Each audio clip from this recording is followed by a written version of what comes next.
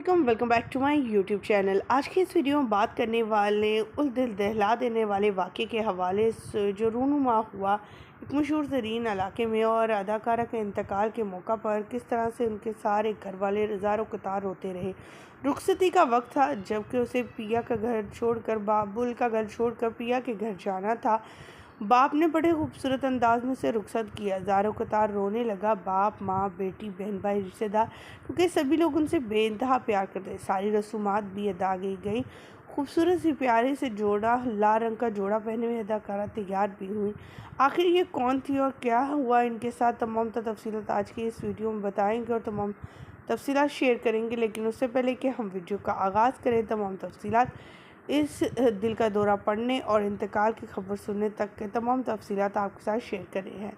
आप सभी से छोटी सी रिक्वेस्ट करते हैं, जो लोग हमारे चैनल पर न्यू हैं, जिन्होंने अब तक चैनल को सब्सक्राइब नहीं किया, चैनल को सब्सक्राइब कर लें, साथ में बेल आइकॉन को प्रेस कर लें ताकि शोबी चैनल में नई अपडेट का नोटिफिकेशन आपको सबसे पहले और बर वक्त मिल सके। ख़वातीन हज़रात, जैसा कि आप सभी जानते हैं, बहुत से शोबिज़ इंडस्ट्री के सितारे शादी के बंधन में बन चुके हैं और शादी करके अपने घर हो चुके हैं। जिन्हें वो इतने सालों से जानती थी, वही अदाकार उनसे ही शादी की और रुखसत हो गई। रुखसती का वक्त ऐसा वक्त होता है कि हर माँ, हर बेटी रोने लगती है। किसी को अपनी बेटी की रुखसत करने का गम तारी हो जाता है, तो कोई रुखसत होकर जा चुका होता है और ये कैफियत को अच्छे से महसूस करता है।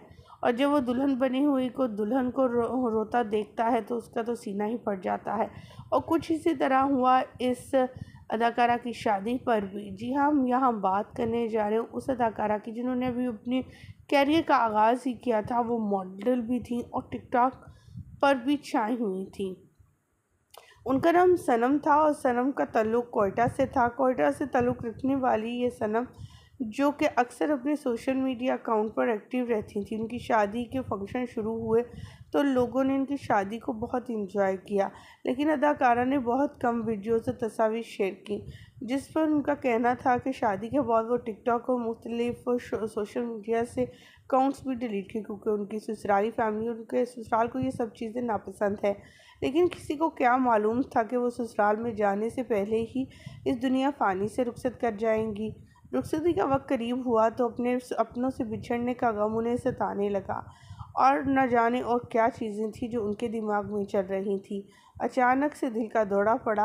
हॉस्पिटल लेकर जाया गया, लेकिन रास्ते में ही वो दम तोड़ गई। अल्लाह ताला से यही दुआ है कि अल्लाह ताला सब बेटियों के नसीब अच्छे करे और इस तरह की नागानी वाक़यात से बचाए।